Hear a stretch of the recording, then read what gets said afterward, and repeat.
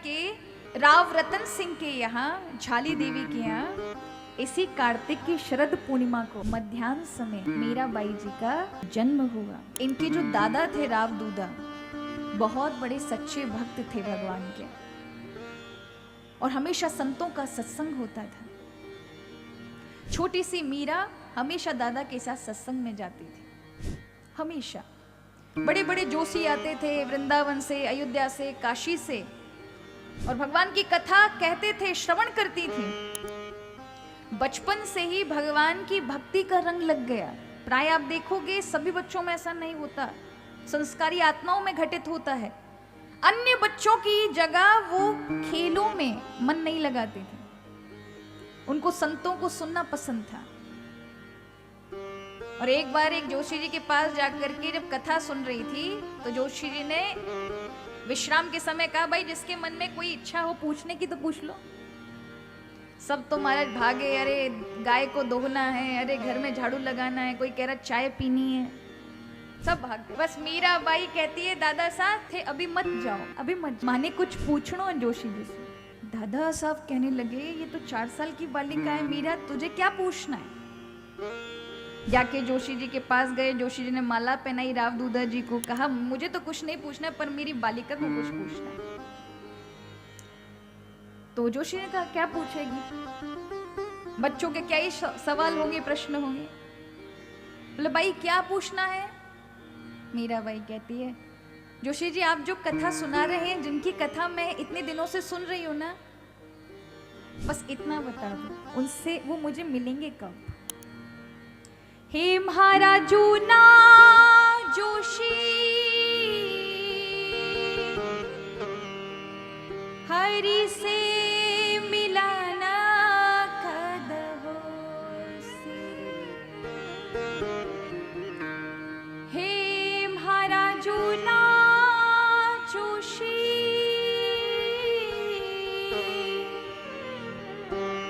हरि से मिलाना कदहो से। आप रात दिन कथा करते जोशी जी, आपको तो पता होगा ना, आपको तो मिल गए होंगे भगवान, मुझे कब मिलेंगे, क्योंकि उनकी कथा सुन सुन के मुझे इतना आनंद होता है, मिलने का बार बार भाव आता है, मुझे कब मिलेंगे।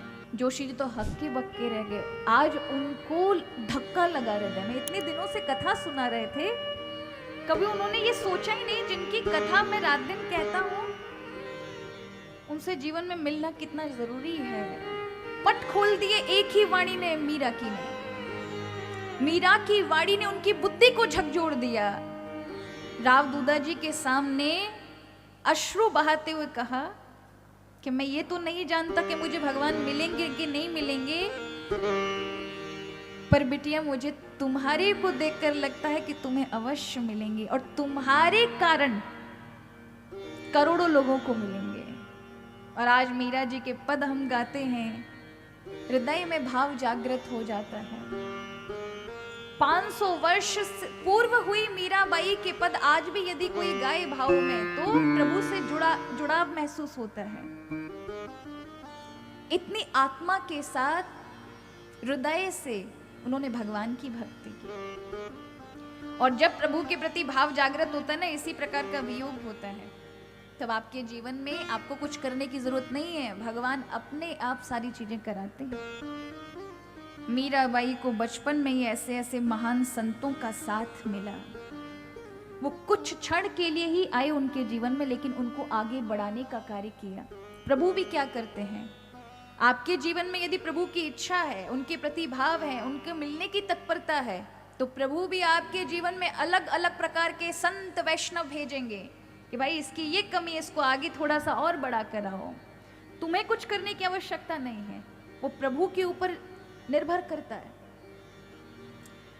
मीरा को जब कथा श्रवण करने से ललक जागी, तो एक दिन जब डाकोर जी जा रहे थे द्वारिकाधीश का दर्शन करने, तो रास्ते में मीराबाई ने ऐसा प्रश्न अपने दादा से पूछा कि दादा, हम डाकोर जी में दर्शन करने तो आए हैं, पर थे मने एक बात बताओ, जोशी जी तो अपन ने यही कहता कि भगवान तो सब जगह है, और जब सब जगह है तो अपन ने तीर्थ यात्रा करनी क्यों पड़ रही है? किन वास्ते आपा कर रही है? क्यों कर रहे हैं हम? क्या वो भगवान मेड़ता में नहीं है? क्या हमारे घर में नहीं है? राव दूधा जी क्या बोले, उनकी उतनी उस प्रकार की बुद्धि नहीं थी कि बालिका के शंका का समाधान कर पाते। बहुत चिंतित हो गई ये बालिका, देखो मेरे घर में रहने कौन सी पुण्य आत्मा का जन्म हो गया है। लेकिन जैसे ही नदी को पार करने के लिए गए तो वहीं पर एक बहुत बड़े योगी महाराज समाधिस्थ बैठे थे। राव दूधा जी ने नमस्कार किया।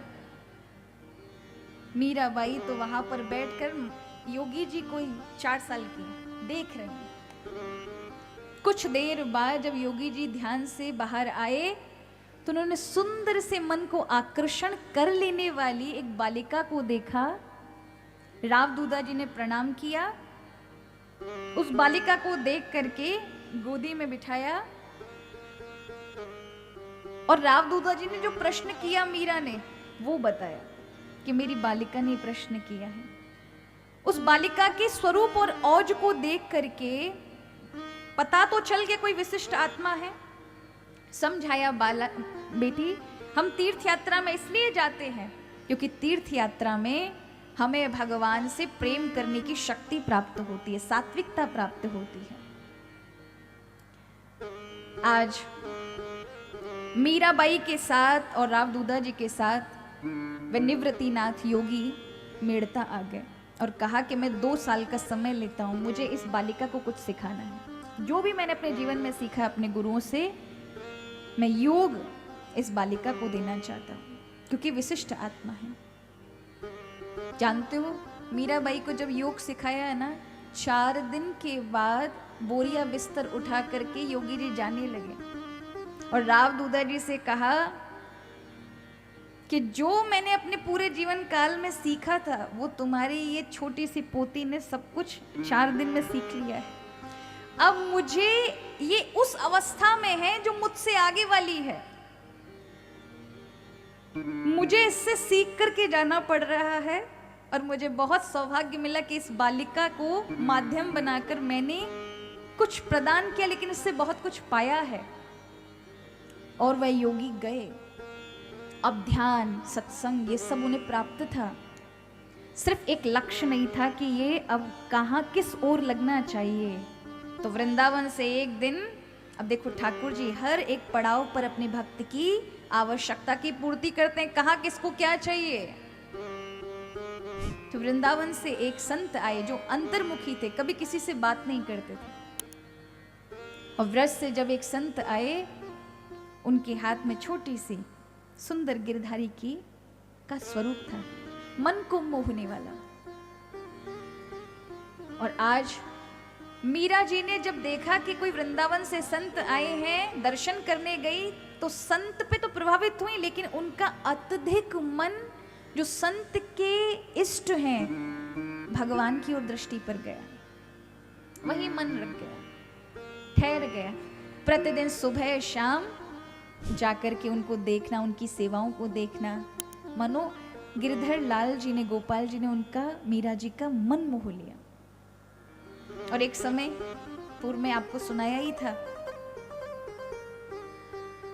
कि मीराबाई जी ने एक दिन प्रसाद लेते समय, 2 दिन बाद महात्मा जी जाने वाले थे, तो संत जी प्रसाद देने के लिए कहते हैं बेटी हाथ बढ़ाओ प्रसाद। तो उसने कहा, मीरा जी कहती हैं महात्मा जी, महाराज जी, यदि आप देना चाहते तो प्रसाद आज मुझे कुछ अनोखा चाहिए। क्या चाहिए बताओ?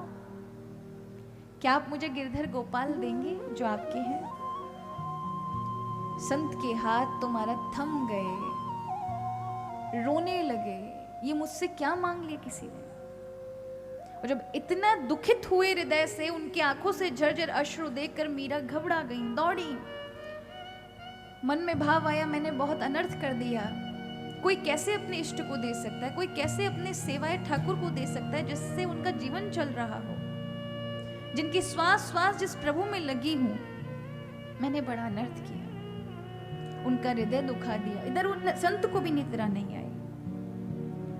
रात्रि के समय जागते रहे, किसी ने मेरे से कभी ऐसा नहीं कहा। मतलब भगवान मेरे से छूटना चाहते हैं। कोई मेरे से कैसे प्रभु को दूर ले जा सकता है? वो छोटी बालिका, मन बार बार कह रहा है छोटी बालिका थी, उसने ऐसे ही अनजाने में कह दिया होगा, तो उनके हृदय तक को वो बात छुभी।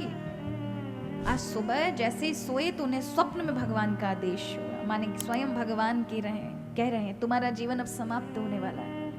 आजीवन तुमने मेरी सेवा की है, मैं तुम्हारी जागीरी हूँ, दौलत हूँ। तुम्हारे मरने के बाद किसको सौंपोगे? किसी को तो इसका अधिकारी बना के जाओ।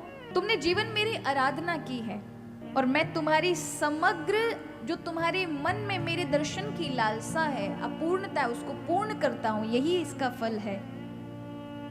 अब कल जब वो बालिका आए तो मीरा को ही मुझे सौंप देना, वही इसकी अधिकारी है। तुम इसी में ही कृतार्थ हो जाओगे। और आज वह उठे तो उनको लगा, उनके पूरे रोम खड़े थे, उनको लग रहा जैसे कि उन्होंने कुछ, वो सोए नहीं हैं, अभी तो भगवान ने ही बोला है। रोना भी आया, प्रसन्न भी हुए। प्रसन्न इसलिए कि आज स्वयं प्रभु ने इतने दिनों तक, वर्षों से वो पूजा भजन कर रहे हैं, सेवा कर रहे हैं, कभी उनको ऐसा एहसास नहीं हुआ। मन आनंदित है, शांति में है, चित्त एकदम स्थिर हो गया है, इंद्रियां एक जगह स्थित हो गई हैं। किंतु अपने इष्ट से वियोग का दुख है, इसलिए अश्रु आ रहे। मीरा आई डरते डरते क्षमा याचना के लिए, जैसे ही मस्तक झुकाया ना, महात्मा जी मुझे कल के लिए क्षमा करना, मुझे ऐसा नहीं कहना चाहिए। वो क्या था, क्योंकि आप चले जाएंगे, मेरा मन तो इनमें ही लग चुका था, अब जब आप चले जाएंगे इनको लेके तो मैं अपना खालीपन कैसे भरती, इसलिए मैंने ऐसा कहा। ये सुनकर के संत ने कहा प्रसाद नहीं लोगी? कहा हाँ दीजिए ना। और तुरंत बाल गोपाल उनके हाथों में संत ने रख दिए। मीरा को तो विश्वास ही नहीं हुआ, जिनके विषय में उसने सोचा था कि मिलेंगे, वो उनके हाथों में आ चुके थे। कहा बेटी इनकी सेवा अच्छे से तो करोगी ना, ये मेरे प्राण हैं। तुमने कल मांगा था, भगवान ने मुझे कहा है कि तुम इस विग्रह की अधिकारी हो, इनकी सेवा करना। मीरा ने कहा मैं बहुत ध्यान रखूंगी। महात्मा जी फिर आप बोले मैं तो पूर्ण हुआ, अब ये जिम्मेदारी तुम्हारी है। रोते हुए दी और कहा बेटी इनको जैसे तुमने मेरी सेवा अब तक देखी ना, ऐसी सेवा प्रेम से लाड़ लड़ाना है। साक्षात गिरधर गोपाल तुम्हारे साथ हैं।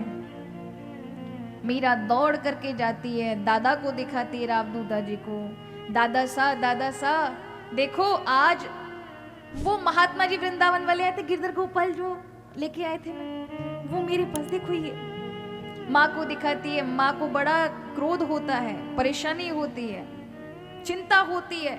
सामान्य बच्चे खेल कूदों में बाल चपलता में रहते हैं और ये अत्यधिक गंभीर होती जा रही है। ससुर साहब हैं कि वो संतों में लगाए रहते हैं, इसका क्या होगा भविष्य। जो प्राय माता पिता यही सोचते हैं। लेकिन रावदूता जी को बहुत आश्चर्य हुआ। उन्होंने वृंदावन के संत जी से कहा कि आपने इस बालिका को क्यों दे दिया? कहा मैंने नहीं दिया, मेरे प्रभु ने मुझे आज्ञा दी है।